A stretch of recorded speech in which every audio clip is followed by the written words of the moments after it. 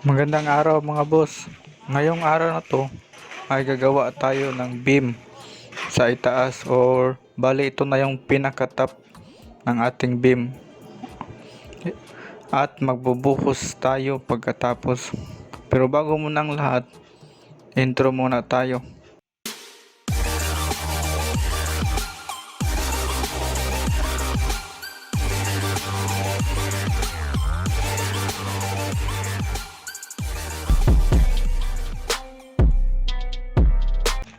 So bali ito na yung pinaka-top ng ating beam. So ito na yung panghuling beam natin mga boss. So bago muna tayo aakyat, dito muna tayo sa ilalim. So napansin nyo yung PVC na yan mga boss. So yan yung mula sa gutter sa itaas. So lalagyan niya ng PVC dyan patungo dito sa baba. Yan. So pasok tayo sa loob mga boss. Ang ingay ng mga manok. So bali ito na yung sa ilalim mga boss. So bali 20 days na ito mula ng binuhusan. So yan, unti-unti nating tinatanggal ang ating mga brace sa itaas. Yan. So bali yung mga kunting-kunting butas sa ating beam, lalagyan yan ng palitada. Papalitadahan natin yan. At ito naman yung ating hagdanan. So bali ang buka niyan is 80 cm lamang mga boss. So kasyang-kasya yung tao. Yan yung ating terrace. Bali yung iba hindi naglalagay ng beam dyan. Yan yung beam na yan yung maliit. So nilagyan ko yan para hindi pangit tingnan. So bali ang lapad lang yan is 10 by 6 10 by 5 inches lang yan. 10 by 5 inches lang yan. So ito nga pala mga boss, pinakamalaga. So pinatigil ko yung paghukay ng column kasi nasa gitna lang sila. So dapat dito lang yan. Yan, kagantayan ng bali minusing tayo na 2 inches. So nasa gitna lang kasi yan. So ito pa mga boss, pinakamalaga mga boss. So dapat hindi nyo laliman yung paghukay ng kulom para lang kakapit yung ating hollow block, kasi mawawala yung strength or mababawasan yung strength ng ating kulom. Yan. So iwasan yung paghukay ng malalim mga boss, kasi yung strength ng ating kulom is mababawasan. Yan. So napansin nyo yan mga boss, sa labas yung PVC na galing sa taas gutter, hindi ko nga ibinaon dyan para walang halo sa ilalim. Ano yan. So iwasan nyo lang paghukay nyan mga boss. At dito naman tayo sa decorative o yung tinatawag na louvert. So linagyan ko yan ng pure na simento at pinahid gamit yung paintbrush para pagkatapos ng ilagay at mapinturahan, makinis tingnan yung pintura. Yan. At titibay ito mga boss, hindi madaling mababasag.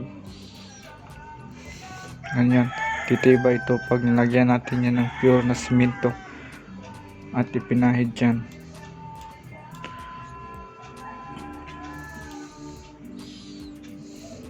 So itong island primer mga boss, alam niyo ba kung saan ito gagamitin? Itong red lead na to, 4 letters. Yan. So gagamitin natin yan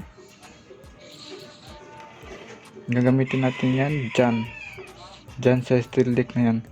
So pipinturahan natin yan steel deck yan, lalo na dito sa labas kasi hindi natin to lalagyan ng kisame expose, kasi may expose yung ating steel deck, baka ilang taon magkakaroon ito ng kalawang.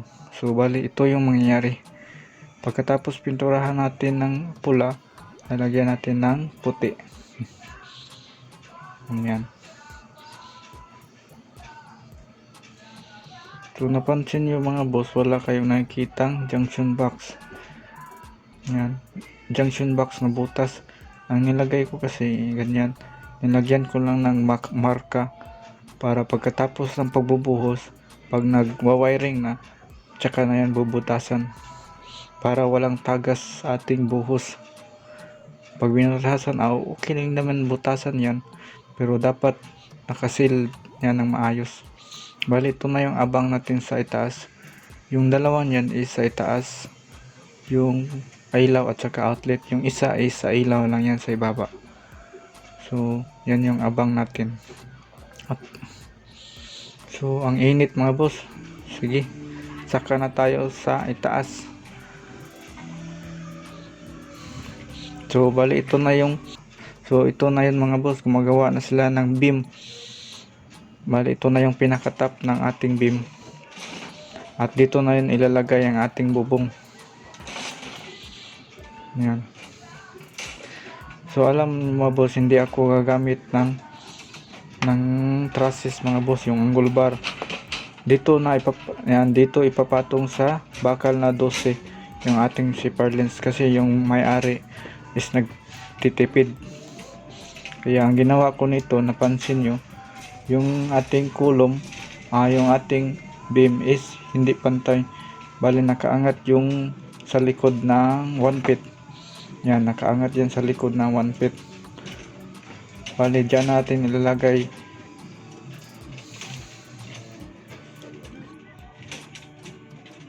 so yung tansi na yan mga boss, yan yung ating finish ng ating beam. Yan yung ating finish ng ating beam, yung tangsi na yan. Yan, hanggang doon.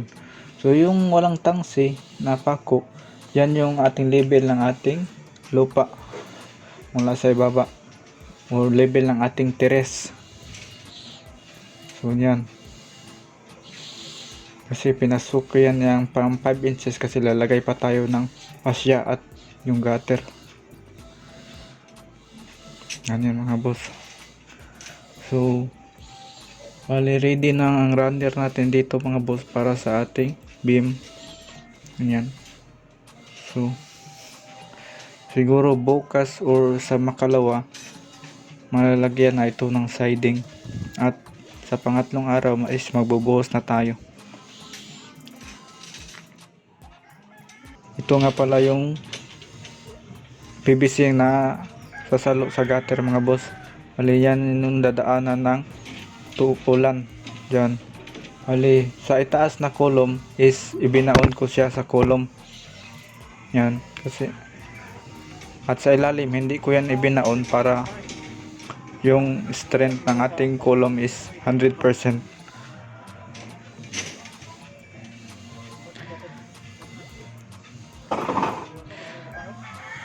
So bali ang gamit nga pala nating bakal mga boss is 12mm, apat na 12mm, at yung ating mga stirrup ay 8mm.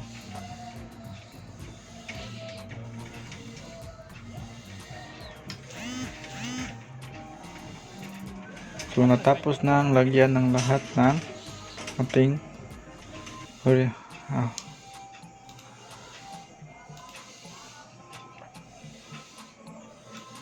So ito na yung sa gilid mga boss. So bali sa itaas 6 na kulom lamang, at sa ilalim is 7 kasi nilagyan ko sa gitna ng isang kulom na maliit. Bali yan ang support lang ng ating slab. Yan. So bali ang lapad ng ating beam sa ibaba ay 12 inches, at sa itaas is 12 inches din by 7 inches.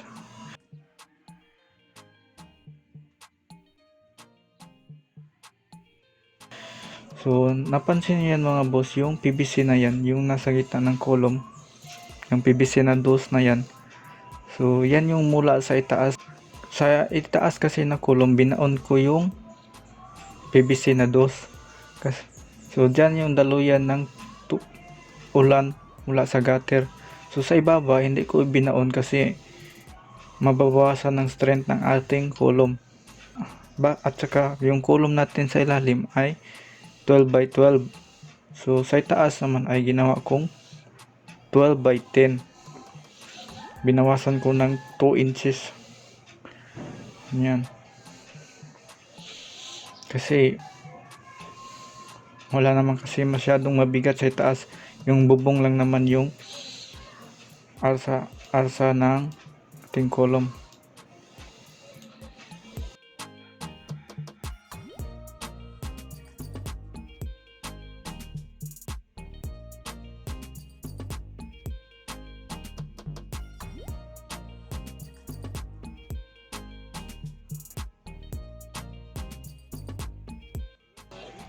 So ito na mga boss, malapit na tayong matapos maglagay ng mga stirrup sa ating mga beam.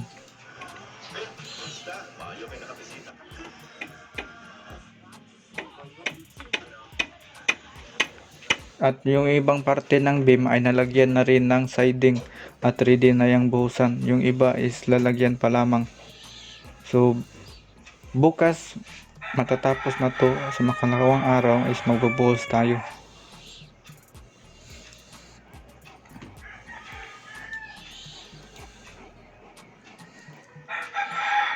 Bali yung bandya na lang yan ang walang siding. So ito yung ating beam mga boss. So itong tansi na to, bali ito na yung level ng ating buhos. Yan, itong tansi na to. Ito yung level ng ating buhos sa firewall. At ito mga boss, napansin niyo yung nakabaluktot na bakal. Nakalimutan kasi nila itong pasok sa ilalim, pero mas maganda itong ipasok sa ilalim para dagdag strength ng ating beam. Pero dapat hindi maiwasan natin makalimutan yan mga boss. Bali ang lapad ng ating beam dyan is 7 inches. At pagdating dito sa dulo ay 4 inches na lang mga boss. Ito na yung hahataw na beam sa labas mga boss. Ito yung ating firewall. So yan yung hahataw na beam sa, or makikita na beam sa labas mga boss. So may ganito, may example akong picture, papakita ko. So ito yung binilogan ko mga boss, yan yung ating beam na 4. At yung sa itaas yung kulay yellow green, maglalagay tayo ng isang pile sa itaas mga boss. So bali yan yung ating lalagyan ng flashing. So yan, maglalagay tayo ng dowel para sa ating pile, itong dowel na to. Ang gagawin natin mga boss, ilalabas natin yung dalawang bakal. Hanggang dito lang yung ating pagbubuhos mga boss. Kasi ang ginawa natin dito is ilalagay dito yung ating pardons dito. Wala na tayong trusses na angle bar. Yan, dito na lalapat yung ating zipper lens. So bali nalagyan na lahat ng siding ng ating mga beam mga boss. At magbubuhos na tayo. So ito pinahataw ko yung dalawang bar, yung ating horizontal bar. So diyan natin i-welding yung ating zipper lens at tapos lagyan ng bubong. Bali lalagyan lang natin yan ng tangsi at dapat pantay-pantay yung ating yung bakal para pantay din yung ating zipper lens. Yan.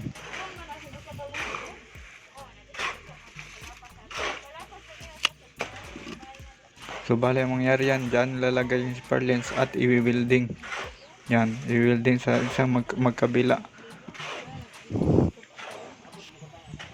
A few moments later. So matapos na tayong magbuhos mga boss, at isa o dalawang araw dapat tanggalin niyo yung siding mga boss para madali itong mauga. Ganyan mga boss, sa katulad ng ginagawa namin tinanggal namin yung lahat ng siding para mabilis itong matuyo. Ganyan. Bali, ito na yung sa taas mga boss. Nakahataw na yung dalawang bakal. Lilinisin lamang yan at i-welding. At dyan yung papatong, at dyan ipapatong ang ating zipper lens. Ganyan. Ganyan. So napansin nyo yung nakaangat yung nasa dulo. Nakaangat yan ng 1 feet mga boss, kasi dyan natin nilagay ang ating zipper lens. Wala na kasi tayong gagawin na trusses. So hindi na tayo gagastos ng angle bar. So diretso na tayo lagay ng zipper lens mga boss. Nakalibil na rin yung tatlo nating beam. So ito na yung ating beam sa labas yan. Yung ganito. Bali 4 inches lang yung lapad dyan mga boss, para level din sa ating pile sa ibaba. Sa susunod na video ipapakita ko yung paglalagay ng bubong at pag-welding ng ating zipper lens. So maraming salamat sa panonood mga boss. So nagustuhan yung video nito, please like and subscribe this channel.